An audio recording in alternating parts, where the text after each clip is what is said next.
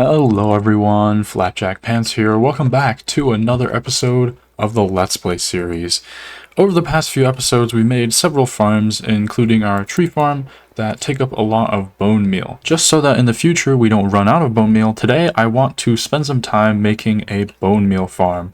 So in between episodes here, I've dug this massive hole, and in here we'll put a moss farm that converts the moss straight into bone meal. So in case you didn't know how moss farms work in Minecraft, the bone meal that it takes to generate the moss can actually be made up for, and even more, if you compost the moss. And so that allows you to basically just have a free bone meal farm. And the key to getting a ton of bone meal then is just simply having a very efficient and scalable system. So basically what we have today right now is 6 different modules of a moss farm that I designed that will be stacking on top of each other 4 more times. So we'll have 24 total cores, you can think of it, worth of moss farm generation going on. And that's going to be 24 cores of awesomeness because according to my testing, this farm is pretty efficient. This dispenser right here is going to be part of a line of dispensers that ultimately dispenses the bone meal onto a moss block in the farm. And then this one right here is going to be the one that dispenses bone meal from the moss that is composted, and it's going to be sent around here into these bubble columns that'll ultimately filter into our storage system. Without any further ado, I'll just get up this first layer and then I'll explain how these farms work.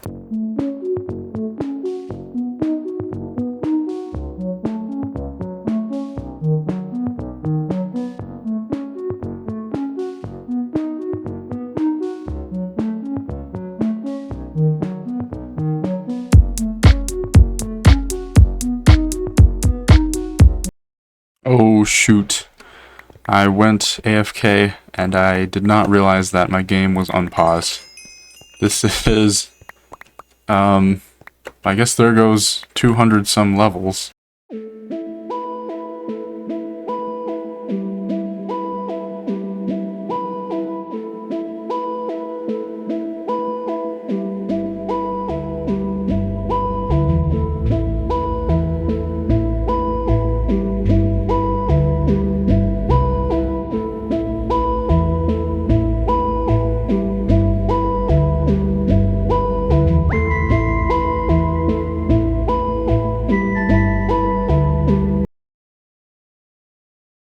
Alright, so I've got most of this first layer done right here. So I'm just going to explain kind of how I've designed this farm. So essentially, all of these are going to be plugged into a redstone clock up here that every time 5 items transfer in like an etho hopper clock, something like that, it's going to tick this entire system. And when that happens, this copper bulb here is going to change every 2, and that's going to be controlling the water.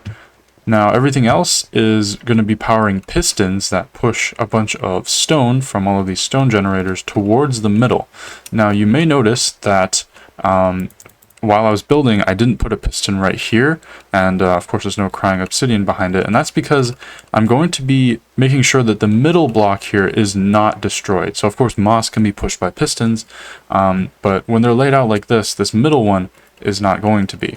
And the reason we need to do that is because under this is actually the dispenser with the bone meal. By keeping it like this, I don't think I've seen any design on YouTube that's like this. That way we don't have to run a super complicated and big system with a moss being bone meal like up here or down there with like glass underneath and like a bunch of pistons and all that junk. This is like as simple as possible.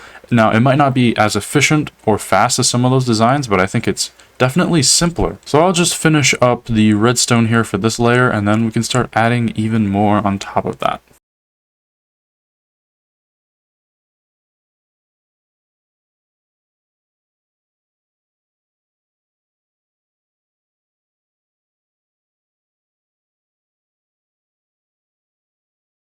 Alright, so I've installed all of the timing mechanism. You can see where a torch tower is going to be leading up to the etho hopper clock that's going to be controlling everything. Obviously, we need to stagger the way that everything is powered so that not all of the pistons in each module are powered at once.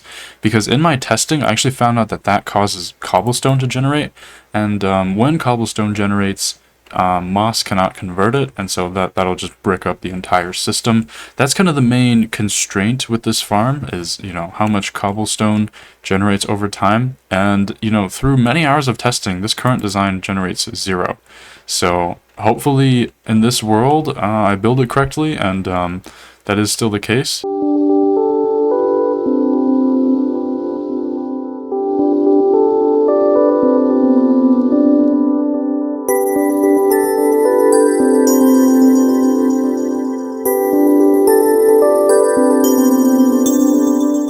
I've just constructed this second layer of farms here, and so we're about halfway through the entire process of building the farms themselves, of course not including the decoration, but there's going to be a pathway on top of this middle part here. And it's really, from the middle, you'll really be able to see a lot of the machinery here. Heading over here, these farms themselves are stacked basically right on top of each other, with as little room to spare as possible. So if I like just hop down right here, you can see the machinery of this one is like as close to this bottom one as it can be, basically as close as it can be without the redstone lines intersecting. All of these copper bulbs are on the exact same tick, so that way all of these farms are going to be running synchronously. I was thinking about staggering them so that like the lag is more evenly distributed, but I couldn't really find an easy way to do that, so we're just going to have them all going synchronously, and I think it makes for a cool effect as well, just visually. I'm going to get with building the next 2 layers, and then we'll talk again once I'm done.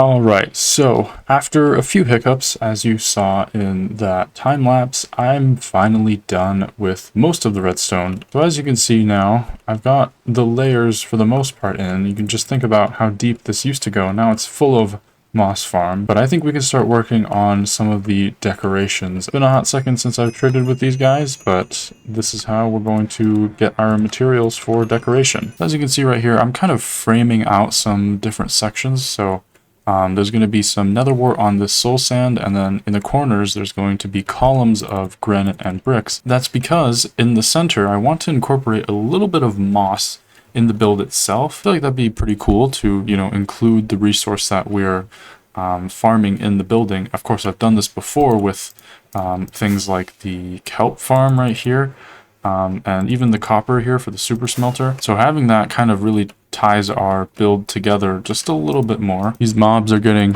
a little out of hand. I might need to light up this cave right beside here. Okay, so I've put together one frame or one slice of the pattern that we're going to have going throughout this entire farm area. Hopefully you can see what I mean by using the moss here to kind of tie the build together.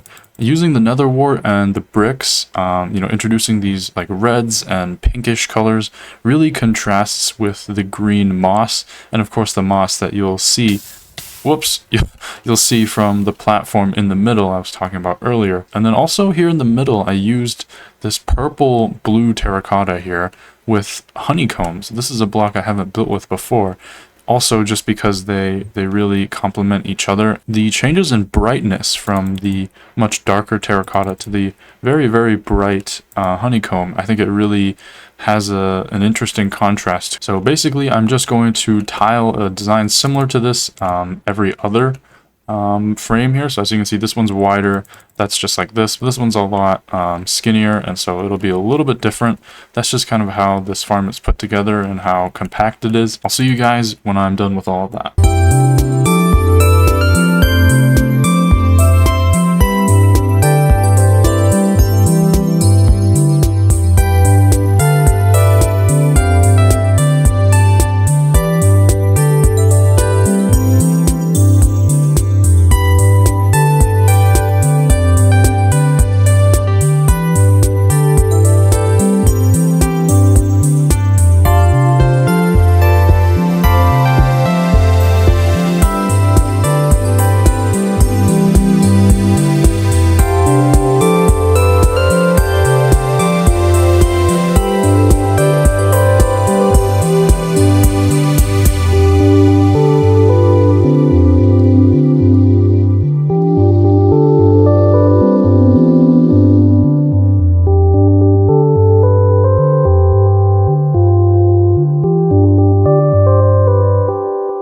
All right, so now that we're done with all of the redstone here, we can start working on the ceiling. So rather than, a usual kind of mossy ceiling you might expect for something like this, I actually want to go with something a little bit simpler. But first and foremost, I actually want to talk about the redstone that we've done here. So basically all of it is hidden behind here. This is just the access for inputting shulker boxes, and then here we'll have full shulker boxes of bone blocks.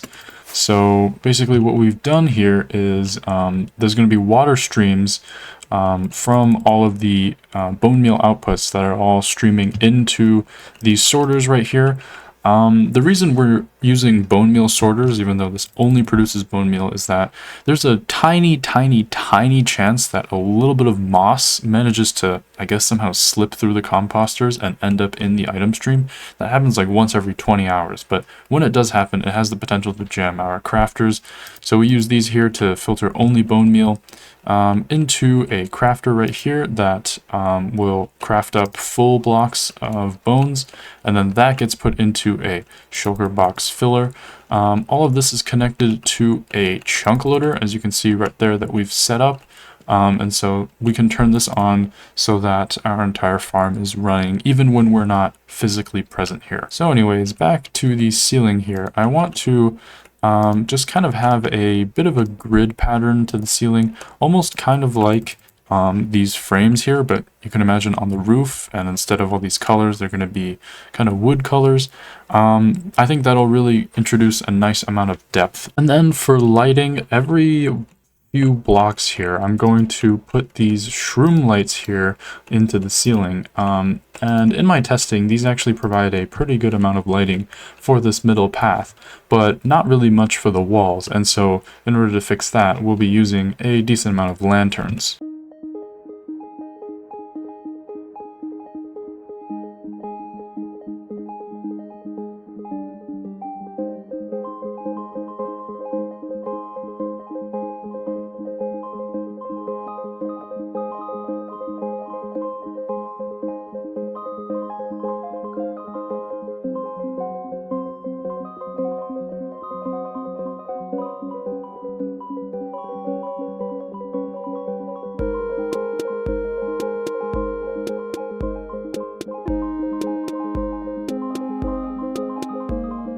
So I've just put into place the channels here where the item streams will flow through.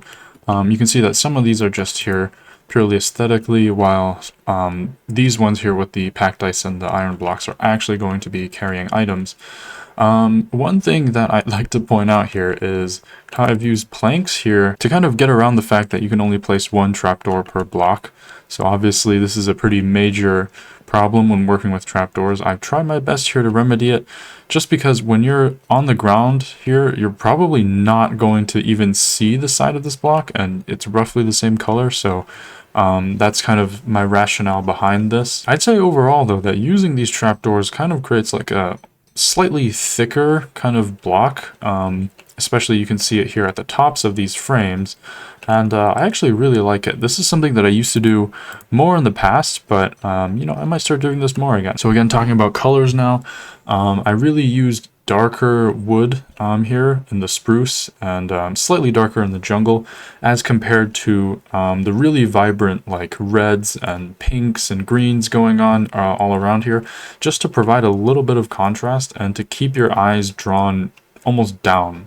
Usually you want to draw people's eyes up, but in the case of this farm, I kind of want to keep them down here looking at the farms. So that's something a little bit different that I've done here today.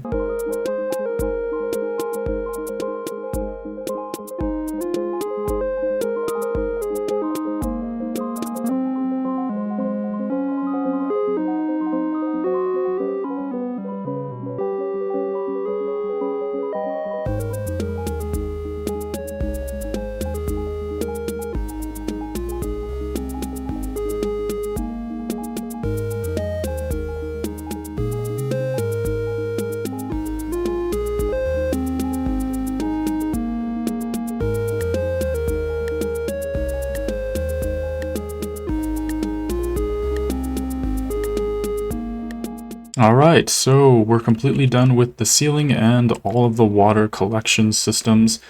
If we just take a peek in here, I think the atmosphere in here is actually really cool. I really like how everything looks. If you just imagine, this is slightly more oxidized as well.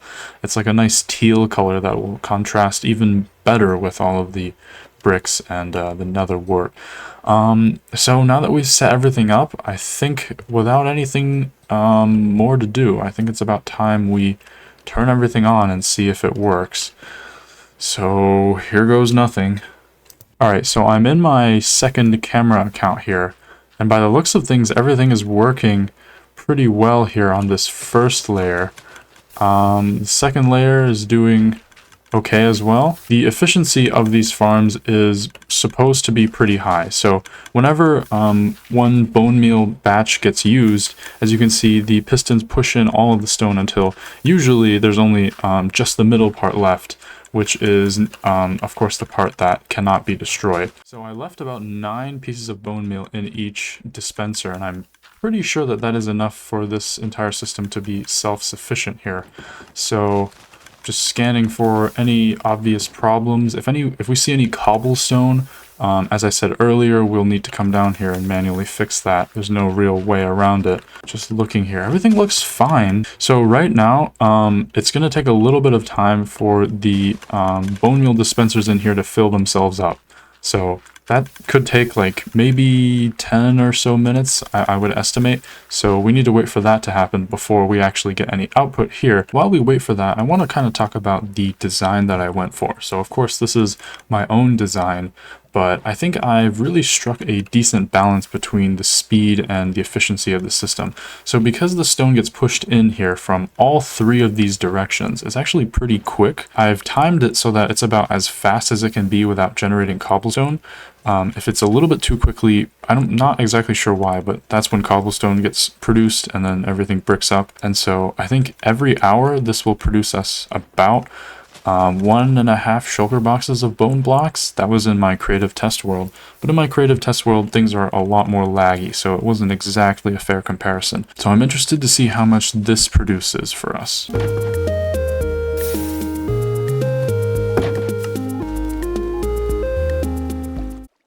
Oh, by the looks of things, some of the dispensers have filled up, and so the bone meal is trickling in here. This is just so cool. You know, it didn't take long at all. It only took like, I don't even think it's been 5 minutes. You know, I said it would take like maybe 10, but as you can see, some bone meal is already coming in. So this is probably going to be faster than in my creative world just because there's not the lag that I was talking about earlier. You can see the crafter system here chugging away. I'm just going to AFK here at this farm for a little while and take a quick nap. Alright, let's see how many items we got in the meantime. We have 3 shulker boxes of bone blocks. That's pretty good. I actually went up and... Whoa. What?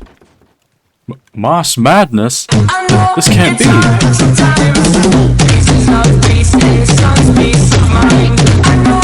Anyways, what I was saying was, there was a wandering trader, I think he might have died, but there was a wandering trader up here that I actually bought some cherry saplings from. And this is good because I haven't actually visited a cherry biome in this world yet, so we can use this to get some cherry wood, which we're going to be using on the, I guess you could call it the exterior of this build. So obviously we're not going to be able to cover this entire thing in just today's episode. It's a pretty large area. The ceiling of the moss farm is just going to be the floor for the buildings that are placed here in this area of the city. So that's just going to be kind of in the background. But the building that we're going to use to get down into the moss farm itself, we can work on today. And that's going to be pretty much here in the middle, right where you can see our scaffolding for everything is. The building we're building over there is not going to be too large, but it will involve a lot of blocks that I haven't used too much in this world before, such as mangrove. So this is actually my first time growing a mangrove tree in this world. And actually, you know, in the taiga biome, the way the taiga colors go on the mangrove leaves, I actually really like that. What I like to do with these trees when cutting these down, because, you know, mangrove trees are probably the hardest trees to cut down, we just use a ton of TNT. Bam. Most of the hard work is done for us. I'm pretty sure because these propagules spawn on mangrove trees, these are probably the easiest self-sustainable trees to farm in the game. So I'll just farm up a good amount of mangrove and cherry trees this way, and I'll see you guys when I'm back.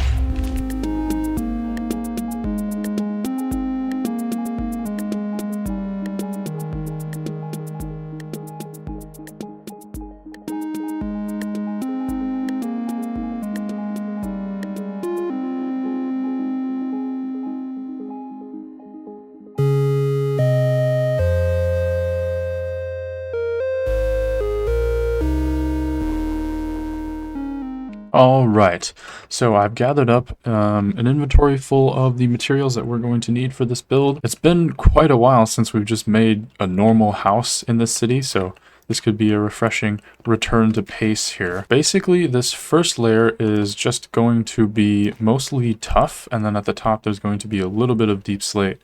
Right now I'm using tough brick stairs because, you know, I just had some extra lying around, so why not use them? This building is going to have a 2-block thick wall anyways, so the stairs here won't really be too much of an issue. So this first chunk here is only going to be 3 blocks tall, and that's because the building on top of it really needs to be in its own kind of scale. So as you can see, this is going to be a pretty small building here now that I've got this first little chunk done. Again, I'm doing kind of a shading effect here. If you can just imagine the rest of the building on top of it, it would cast a shadow down on this wall along the top here. Basically, what we're going to do is have kind of a pattern that goes like this. Parts of this overhang here are going to go a little bit deeper, and that's just to kind of accentuate the columns that we're going to put on top of here. So the pattern here that's going to go on top is going to be 3 blocks of this red color, so crimson and mangrove, and then we're going to do 3 blocks of a much lighter tone, and then we're just going to kind of alternate, kind of like what I'm doing right now. For this, I was mainly thinking we use jungle, and then we can switch over to packed mud. So this is kind of like a Tudor style house. There's often a design that looks like this, as you can see. And then kind of just to tie everything all together here, on these lighter sections, I'm going to put signs here. Now, the problem with signs is that they don't render in from more than 64 blocks away. However, I think as a detail, the signs really pop out much more when you're close up to begin with. So I don't really think it's that big of a problem. We're going to continue the facade outward the exact same way. So we're just going to wrap around 1 block over here. We're going to do the slab pattern again, but instead of every 3 blocks or so, I'm going to do it every other block. We're going to add in this cover, and so that just kind of makes it a little bit thicker and a little bit more significant compared to the bottom. That kind of adds, I like to think of it as like a good amount of weight to the building. All right, so here we're going to have much larger frames here that are going to be big enough to have a window here in the middle. So again, we're going to go jungle and then packed mud, just like that. So this is a smaller window than what I usually do, but I think it has the same amount of detail nonetheless. If you stand like right under it here and imagine we filled in this area, it would kind of even out some of the rough right angles here that we're going up this entire roof on. And because right now it's on a much smaller scale, we won't be able to use stairs as effectively. It's just going to look really crooked and weird. So I feel like using walls instead here really makes it stand out as like very powerful. I guess that's more the case when you look at it diagonally. When you look at it straight up, it kind of has a more pointy feeling, which is okay as well, but really this like smooth up and down is what I was going for. Now as we climb up here, for the windows, I wanted to do something I haven't done in this city, making some open shutters. So kind of like this. From a distance it looked like, you know, this is a shutter that can open on this building, and right now it's opened. And then we can kind of have one like open all the way like that. I'm worried this might blend in a little bit too well with all of the other colors here in the middle, but maybe it could work decently well. Up here we're going to do much the same, except instead of using the jungle wood, we're just going to go straight into mud. And then here we're going to use an even darker color in the form of brown concrete powder. Again, all part of this same gradient. Now if we come down here, yeah, I feel like that really ties things together, having that up there. Although maybe that also needs one of these fake shutters. I feel like that's good, yeah. So for the most part, we are done with this facade. I feel like potentially we can make the roof out of black stone instead, because right now this deep slate color is really similar to how the tuff looks down here. The connection here between the roof and the bottom here is a little bit uncomfortable.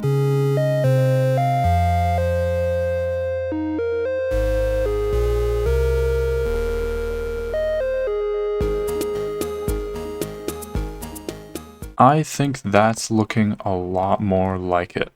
Now, before I make the interior, I just have a few things to talk about. So if you notice my surroundings, this episode, they've been kind of a little bit different from previous episodes. That's because in the past, I used a mod called Distant Horizons to really increase my render distance to I think I was on like 128 or something. But the mod was causing a lot of performance issues, and so my game was getting really stuttery, and I'd crash when I moved between dimensions. There was like some really weird PID errors I was getting that I wasn't really able to fix. And then also, because I'm updating to 121.4 soon, Distant Horizons has not updated yet. So I just wanted to try something different this episode. So I've reverted back to 32 render distance, and I'm using a new mod this time called Simple Fog Control. This is what BDolo uses in his videos. I think it makes my world bizarrely much brighter. It's like a brighter color than usual. I'm still on 30 brightness, but like just look at the castle. Like this feels almost like it's something out of like Legacy Console, which honestly I think I'm a fan of. Speaking of the castle, I was rooting around in my storage when I found a little peculiar something here. Okay, so first I was going through these chests, and then it's one of these. Yeah. It's just full of unsorted stuff. I must have forgot to put the nuggets in here. I grabbed some lanterns and chains, which we'll need for the interior, but just look at the state of things here. All of my overflow items were just ending up in here. And then, you know, that was a pretty serious issue. And so then I just started looking through these other chests, right? Just to see what else could be here. And then I found this one, okay? Like, there's like blocks of diamonds here that could be going in the chandelier. And like so many redstone components. There's even like filter items. That's a little concerning. These should not be anywhere near a storage system. I'm definitely going to have to clean this up at some point.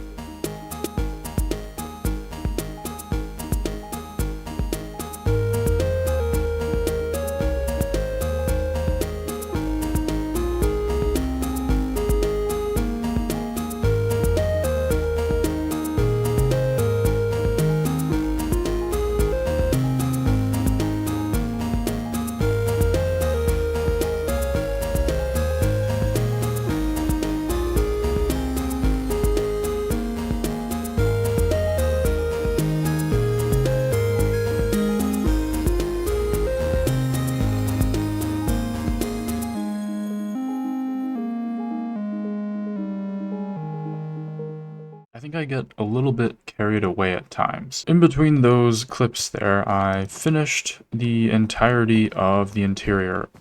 Now, interior design here in Minecraft is not one of my strong suits, but I think I did pretty good with this one. So I'll just go through detail by detail. So first and foremost, we have this hallway.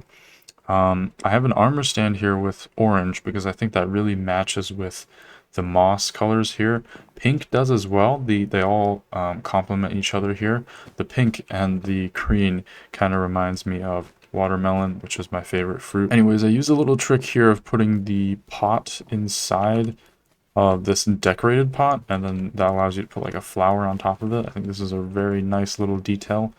I think it adds a lot to the cutesy atmosphere. Again, the red here complements the green moss. Same with all the books. Now, these two rooms here are kind of part of the same complex. This is a mini farm. So if we flick this, as you can see, this piston is causing this block in here to become momentarily dark which breaks crops. So if I take these seeds here, place them, as you can see, I'm getting wheat from this. And basically, I don't really have any crop farms in the city, so whenever I need like some packed mud or hay bales or whatever, this is kind of the setup I will use. There's not any fancy collection setup or anything, I'm just using my inventory. Honestly, kind of good enough for what this is. And to go along with that, this next room here is just a manual shulker box filler. So we can take our wheat here, turn it into hay bales, and then once this detects that this is all full, it's going to push out and break. I really went all out with the paintings here. I think it really ties together the entire building. I'll definitely use more of this kind of building style in the future, but there is the small worry that I have that the paintings are going to cause a lot of lag in the city. If I do this over, like, say, a dozen buildings, that could cause some issues. I think over the past few updates, paintings have become much more optimized, but that is a concern that we have. Anyways, heading up through this ladder, we enter the bedroom and the study area. So this bedroom here, again, much the same, a lot of lanterns, paintings, and there's some hidden lights on the ceiling too, just so that the ceiling doesn't become too dark. So there's more pink carpet that kind of leads out. I didn't really do like a regular rectangular carpet in here just because of the room, so I felt like having it be kind of more of an abstract shape really kind of draws you into the room if you're looking at it from this perspective. There's this arch here that breaks up this entire section. And that's another thing I've been learning to do with building interiors, is breaking up these larger areas into more manageable sections, exactly like what we do on the exterior. So there's some cool shelves here. This is a trick I learned from Grian. And then these chests right here are actually the bone meal that is powering the crop farm down below. So basically what we do is we can take some bone blocks here from the moss farm and just feed it into the system directly. There's not any fancy like crafter system because I just didn't feel like that was super necessary for the temporary nature of the crop farm. If we go bigger in the future, there's always the chance to do that. I guess there's not too much to be said about here. There is one trick I used here at this desk. I used a weighted pressure plate here. This is almost like a piece of paper or like a plate. And this little pot right here is like a cup of coffee. So once again, there's a bunch of potted flowers and a mushroom here. All of them are red, once again, to complement the green wall. And so that's this entire interior area right here. The most important part, though, is this little corner with scaffolding, because this is what actually leads down to the moss farm. And this has been running a little bit in the background. I turned it on kind of midway through building, and so accounting for the shulker of bone blocks that we used up there, I think we produced another shulker box of bone blocks. In the future, while building in the city or whatever, and whenever we need bone blocks, I guess I could just turn this on and have this churn out some fuel for all of our bone meal based farms. But honestly, with that being said, that is all I wanted to do in today's episode. So if you liked it, then be sure to like and subscribe. I have been Flapjack Pants. Goodbye.